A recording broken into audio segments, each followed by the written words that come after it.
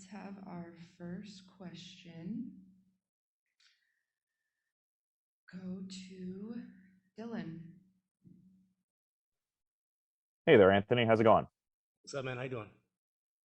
Oh, I'm doing great. Appreciate the time today and everything. I was kind of curious because in fight booking is generally a little more nebulous. It's kind of like you have to wait on hearing whatever the matchups are, whereas in PFC, much more defined structure with the season, when the playoffs take place, etc. Do you prefer that more, I guess, defined kind of structure in the PFL here?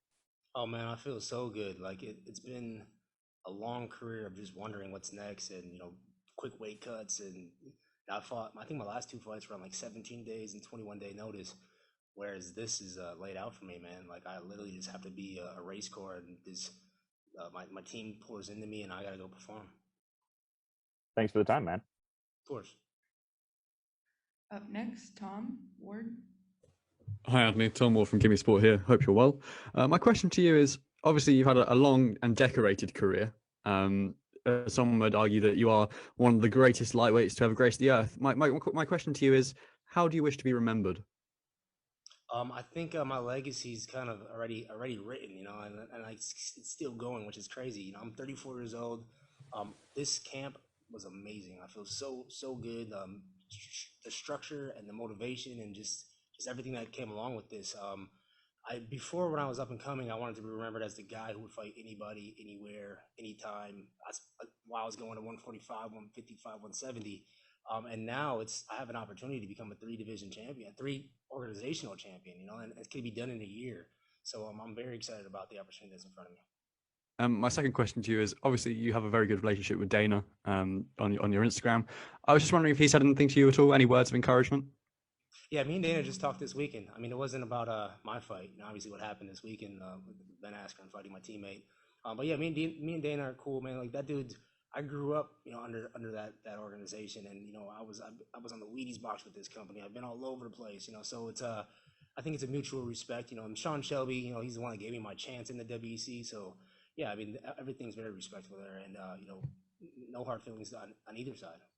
Amazing. Good luck Friday. Thank you. All right, Danny. Hey, Anthony, Danny from MMA Junkie. Obviously, on this bracket, you're probably the biggest name in the entire tournament, given your history with the UFC, and obviously you were a former world champion. I'm wondering, how does it feel to have a target on your back? Because in the UFC, I mean, there's so many big names, right? But in this one, it kind of feels like you're the guy in the tournament. So how does it feel to have that big target on your back? I was the champion in every organization I fought in, so I always had a target on my back, man. So I kind of embraced that role. I know what these guys are, looking forward to. Like the scariest thing about this is he has nothing to lose. Like he can go out there, bite on his mouthpiece, and just go. And that's where I'm trying not to like get caught up in. It's another fight. These guys, there's some good talent in this division, and I feel like I got to be sharp. I got to be smart. I got to be on my game, and I don't plan on veering off from that at all. Thank you. Thanks. Our next question comes from Justin Kish. I will read it to you. Tell us about your training camp for your fight against Clay Collard. Was there anything new you worked on during your camp? Training camp was amazing. My little brother is in camp right now for a world title shot over at Bellator in 2 weeks. So the vibe in the gym was just off the charts. We had some great guys in camp. Yeah, I have worked on some new things. Getting out of my own head, and I think the last year and a half I've been very very vocal on just pursuing that mindset. That growth. And I hired a sports psychologist. I think that right there just adds to my game, adds to my already skill set that I have, and also we didn't go so hard in this camp, and I feel like we went hard when we needed to, but it wasn't like all out, all we can do, because I got to fight again in 7 weeks and then again in 8 weeks. So it was very more strategic, great game planning, and I had a lot of growth this camp. Next up, Carlos.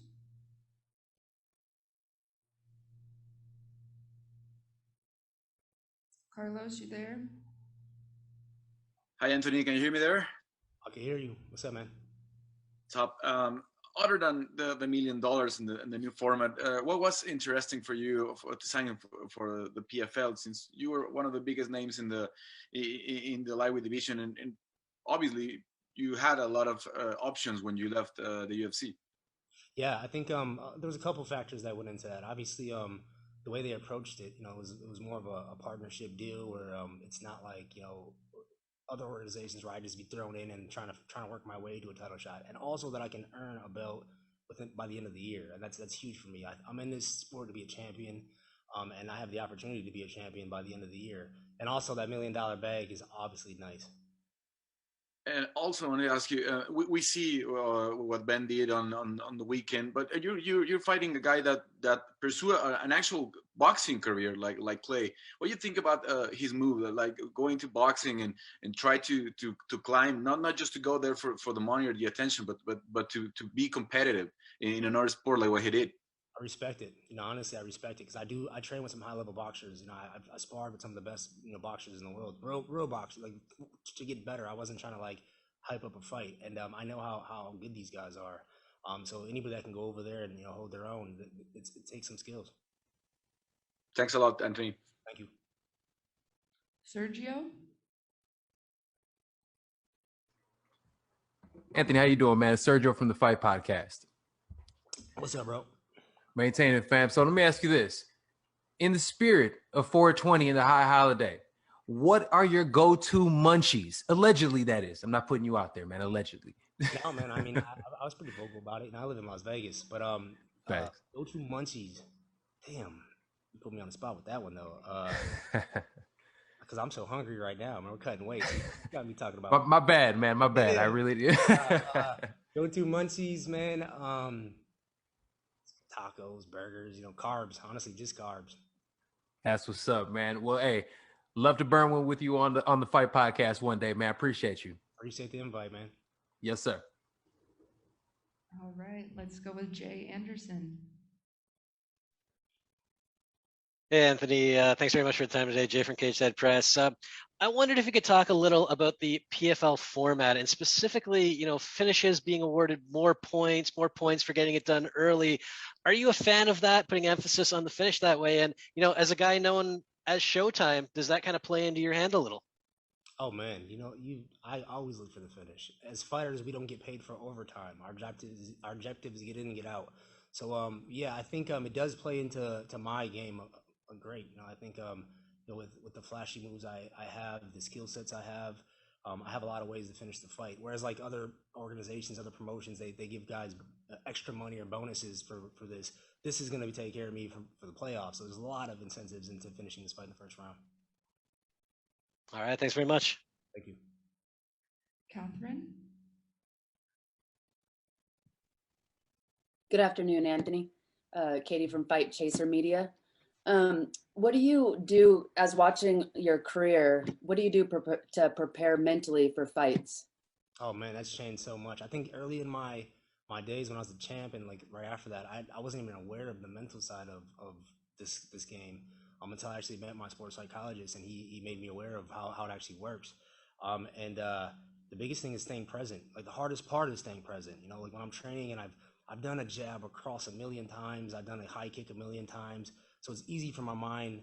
You get 70,000 thoughts a day. It's easy for your mind just to pick one of those and wander off. And then all of a sudden, 15, 20 minutes later, you're like, damn, where was I at this last 15, 20 minutes? And as athletes, we only have a certain amount of time that we can train. So I was losing a lot of my practices by just my mind just going. And now I have the skill set of recognizing it, pulling it back, and then also not judging myself on it. Because I used to judge myself on a lot, like, oh, you dumbass, like, why are you doing this, or all my failures. But now that I understand, the game of life and the game of the mindset is being polite to yourself, recognizing, and adapting. Thank you so much for your time. Thank you. Curtis? Hey, show. This is Curtis from the Big Curtis Show.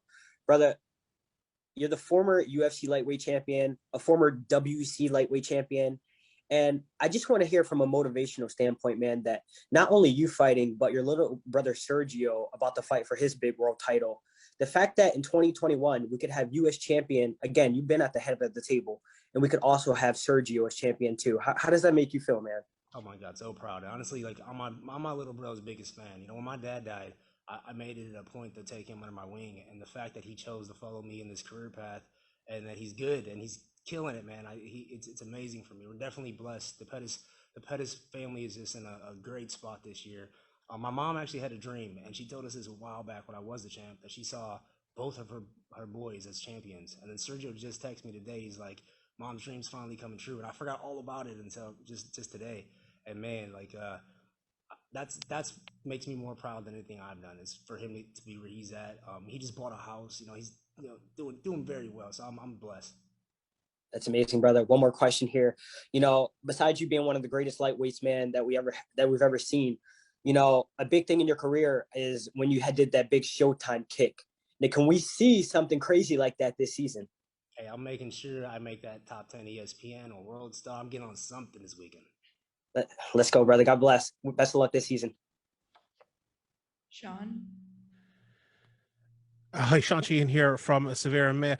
A question I want to ask you, Anthony, you spoke about your progression outside of the cage mentally and things like that, but I want to ask you about inside of the cage tactically. One of the stats that I think shocks a lot of people is that you've won more fights by submission than knockout. Is that a thing that you've really kind of moved towards throughout your career? And where do you see yourself now tactically as an all-around MMA fighter?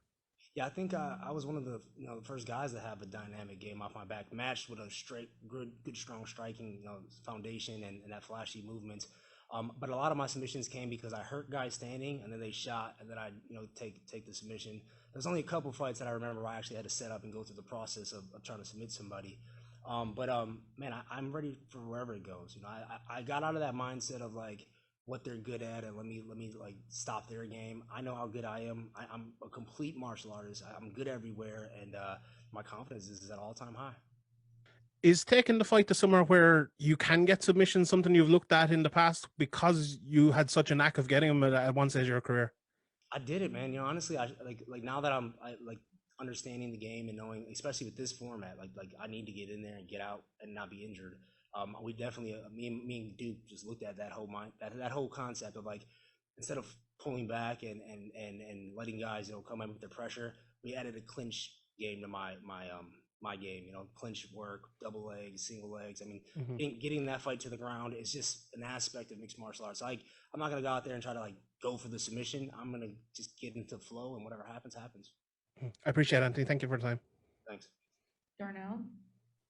Darnell Giovanni with MMA Allen here. How you doing today, Anthony? I'm good, man. Can't complain. Good to talk to you. Thank you for the time. So how do you balance having the management company as well and fighting at the same time? Man, I got so much stuff. The first thing I opened was a taekwondo gym. So I got 2 taekwondo gyms. I own Roof of Sport with Duke. I have a barber shop. I started the management company. We got the fight promos going, but it's all stuff that I'm passionate about. Mostly things that I can actually take an active role in. The fight management, it kind of just comes natural because like the fighters already kind of look up to me, and they should as well. Like what I did in my career, where I'm at, and where I'm going. So that brings them in, and then once they see the skill set that comes behind the training, so we're a one-stop shop. We do the training, we do the management, we do the fights. Once my fight promotion starts, I'll have ability to get my guys fights. So it just kind of makes sense, and yeah, I enjoy that, honestly. Like business to me is like fighting. It makes you get into a different mindset, and you see some high highs, some low lows, and you just got to keep rolling with the punches. That's awesome, and congratulations on that. And do you see yourself maybe competing in welterweight as well in the PFL if you win this tournament? Most definitely. Thank you. When I win the tournament. Yeah. Tyreek? Hey, Anthony, what's going on, man? It's Tariq from the Havoc Hour. We've seen you fight everywhere from featherweight to welterweight. Obviously, most time was spent at lightweight. Did you have any thought about going to featherweight or lightweight or welterweight first, or was it just lightweight? No, lightweight's my home. I think the reason why I was going up and down weight classes was searching for that next big thing. I was the world champ on a Wheaties box. There's not much higher at that point in my career that you could get to. And then you lose the belt, and you kind of just got to go through like a restructure. And at that point, I was, like I said, my legacy was I'll fight anybody, anywhere, anytime. And some big fights popped out, man. I fought Charles Oliveira at 145 pounds. He's fighting for a world title. Max Holloway at 145 pounds. I knocked out Wonderboy Thompson at 170 pounds. Man, I've done it all. Also, we saw in the 2019 season back in the playoffs in Vegas, we saw you showed up there. Looking back, was that kind of, scouting the competition as you were planning on making a move? No, at that point I didn't know I was making a move. I was still under contract and I had no idea. But I was not anywhere. On every show I watch, I judge myself, based on what I see, any organization. But yeah, at that point, I wasn't even thinking about moving yet. All right. Thanks a lot, man. Good luck on Friday. Thank you. Alder? Hi, Anthony. This is Alder from Empire Sports Media in New York.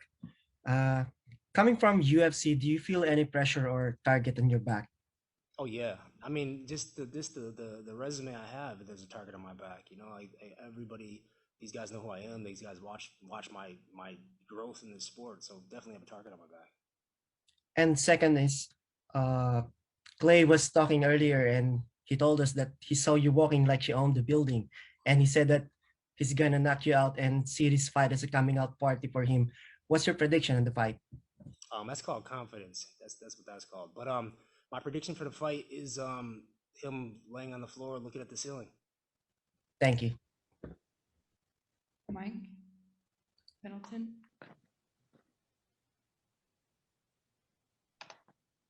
Hello, Anthony. This is Michael from Mike Owens Media. This is your first fight outside the UFC or the WEC since 2008. Did you expect to finish your career in the UFC, or was fighting another promotion always an intention of yours? No, man, I'm a fighter. I mean, it doesn't matter what color gloves are, or what canvas, or what shape.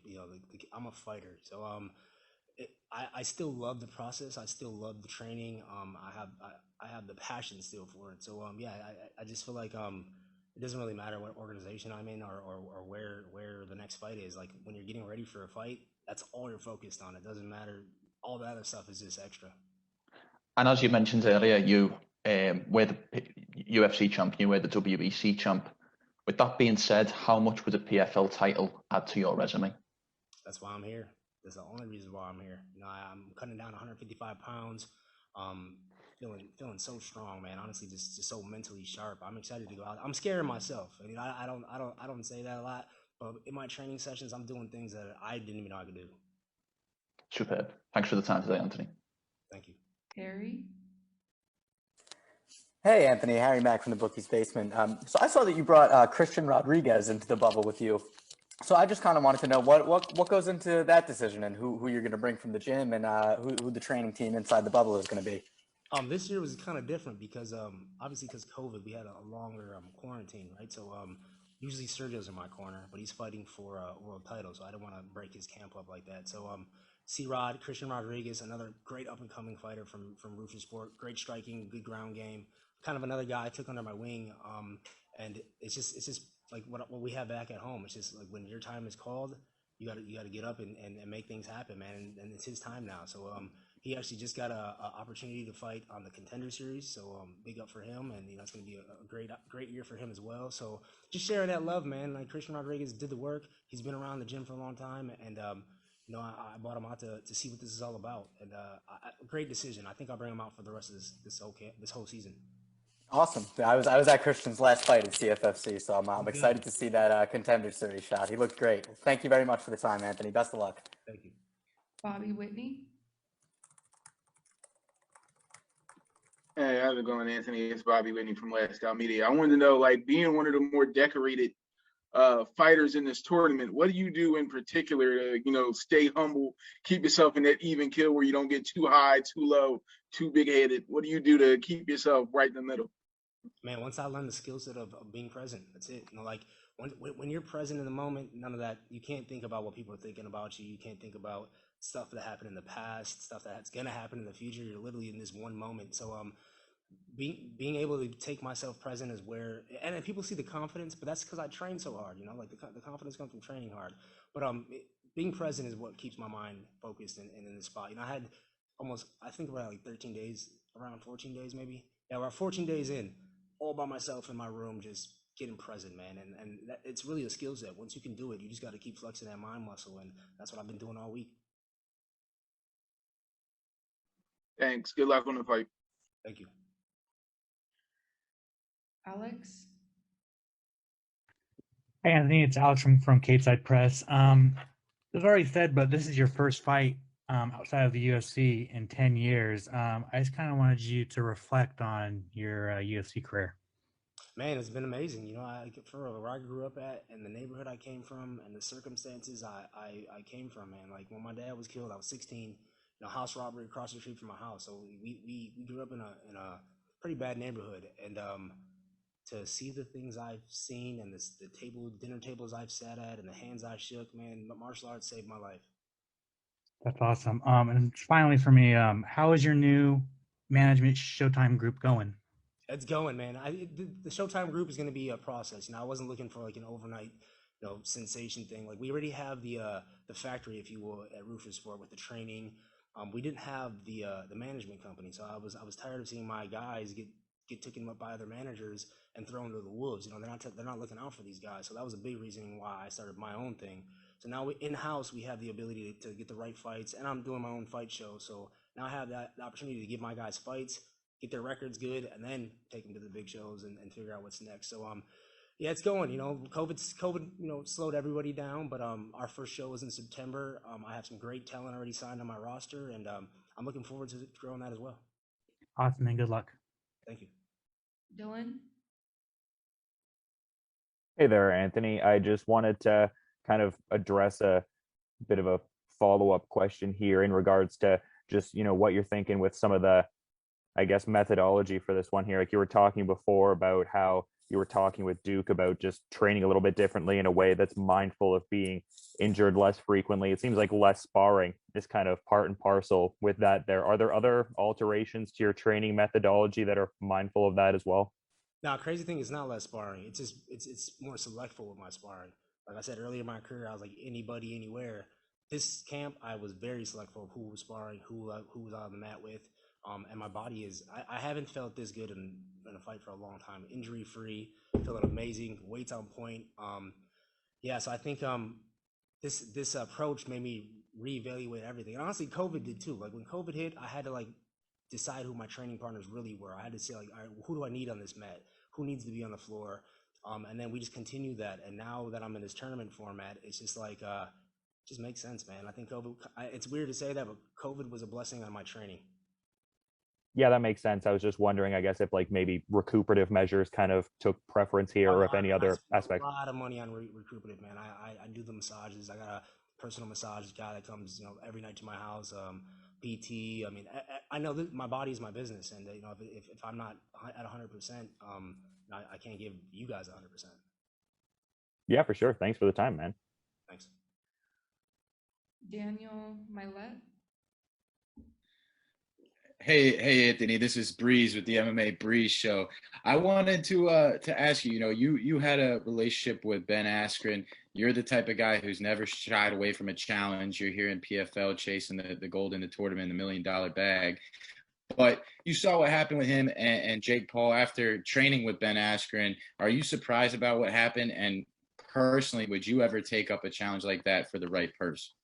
Was I surprised? Definitely, man. Like I've spin kicked Ben in the head before, and he'd just walk through it, like double leg me. But it was boxing, and Ben, Jake has more hours in boxing than Ben does, and that's just probably facts, And I thought Ben would be able to like withstand them a little bit longer than he did, but man, he got caught. He got caught clean. Shit happens. MMA, the fight game is crazy. Would I ever take a boxing fight? Most definitely, yes. I think. My hands are so underrated, guys. Guys don't see my hands because my kicks are so good, and I go to my kicks because it's easier to finish guys with kicks. Yeah, I definitely do want to try something with boxing eventually. Cool, thank you, man. All right, let's take a few more. Andrew Benjamin. Hey, Anthony, this is Andrew of MMA Sucka. Curious to know, out of all the fighters in your division in PFL, who do you think is the toughest matchup for you? Toughest matchup, obviously the former champ. He's 2 years, or not in a row, but 2 years in a row he won, but then a year off because of last year. But yeah, I would say the champ is probably going to be the most well-rounded guy. To face. But he's never fought no one like me, man. I just feel so confident going out here and just being myself. Once I get in that flow, I mean, honestly, it doesn't matter who's across the cage for me. Great. Thank you very much. Thanks. Mike Pendleton. Hey, Anthony, kind of just follow up on what you've been talking about with your management company and all that. Why is it so important to you? I mean, you kind of mentioned earlier, the neighborhood you grew up in and how much Sergio's success has meant to you. I think you know more than most how much martial arts can change the lives of so many younger people, male and female. So why was it important to you to still compete and take a focus on those coming, not just through your gym, but those that will follow in your footsteps afterwards? I think I've been on the front line since the start of this thing, man. Like, I've been on these front lines. I've been making the waves and making a path, if you will, for most of the guys that followed my footsteps. And I create these bonds with these guys. Train hard with these guys, and you create bonds, and then to see them get passed off to other managers or other positions and not getting treated the way I feel they should be treated, and that's kind of where that happened. I saw a hole, and we have a lot of talent in our gym that comes from our gym, and I wanted to make sure they're taken care of well. Well, the Midwest needs it, so appreciate that. Of course, man. Thank you. Will Getling. Hey, Anthony. Thanks for being here today. Of course. This is Will from the Fight Gods podcast.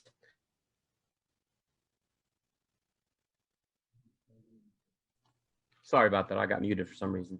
Oh, okay. So one thing I've always admired about you is that you've always been a trendsetter. When you came to PFL, it was pretty surprising, similar to Phil Davis going to Bellator. And a lot of people that are big name fighters that are still in their prime followed him to Bellator. Do you think some other fighters are going to follow in your footsteps and come from the UFC with big names to the PFL? And could we see Tyron over here? Man, honestly, I'm not sure. I think most fighters. The crazy thing is, like, we're in charge of our own career, our own business. We have other people that can give us advice, but it's up to us at the end of the day where we want to fight at and what we want to do with our careers. Hopefully, none of them come until I win this $1 million.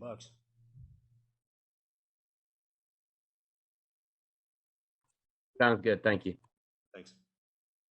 All right, let's take our last question for Global Fight Talk.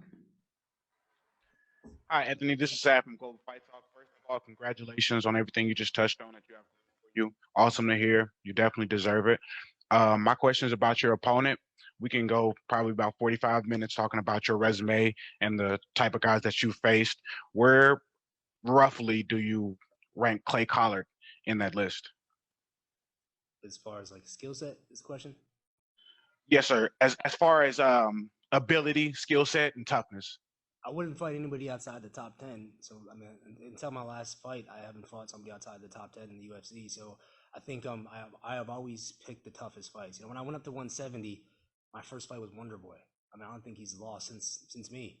So I think, it's hard to answer that question because I've been fighting the best in the world for so long, man. All right, and one more question real quick. How's it been being in the bubble and adjusting your preparation? Oh my God, it's been amazing, bro. I am not gonna lie. Like the first 2 days, I was like, I got in here, right? My mindset was like, all right, here we go, 17 days, locked in my room. Once I got out of my room quarantine, it was dope, bro. They did an amazing job here, man. Everything is done very professional. We have a lot of space. The training rooms are probably the best training rooms I've been part of in all these organizations. Food's amazing for my team. My hotel room's dope. I mean, I can't complain, man. I'm just in a good spot. And then the fact that I'm alone for so long, I got to work through all my thoughts, all the insecurities, the confidence. I got to work through all that, and it's been a while since I've been this clear-headed. Thank you very much. Good luck on your fight. Appreciate it, bro. Thank you so much, Anthony. I appreciate you coming out today. Thank you. And to my media friends. Eagle on the track.